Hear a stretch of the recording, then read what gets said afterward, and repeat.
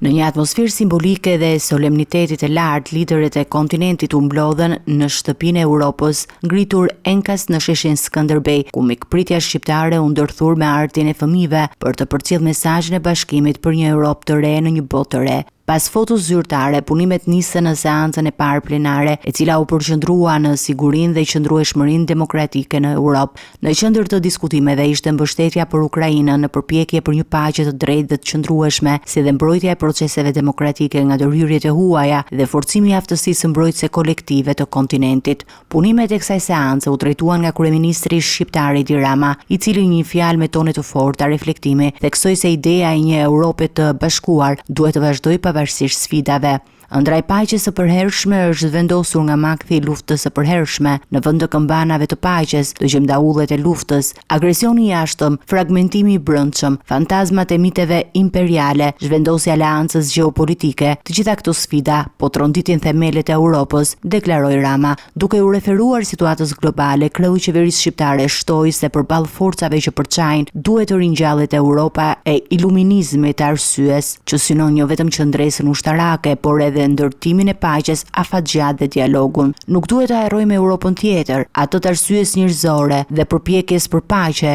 jo vetëm me aleatët tanë, por edhe me armiqtë tanë. Pas fjalës së tij, morën fjalë edhe liderët të tjerë europian, të cilët ndanë shqetësimet e tyre për sigurinë, proceset demokratike, krizën energjetike dhe sfidat e ardhshme të kontinentit në një botë gjithnjë më të paqëndrueshme.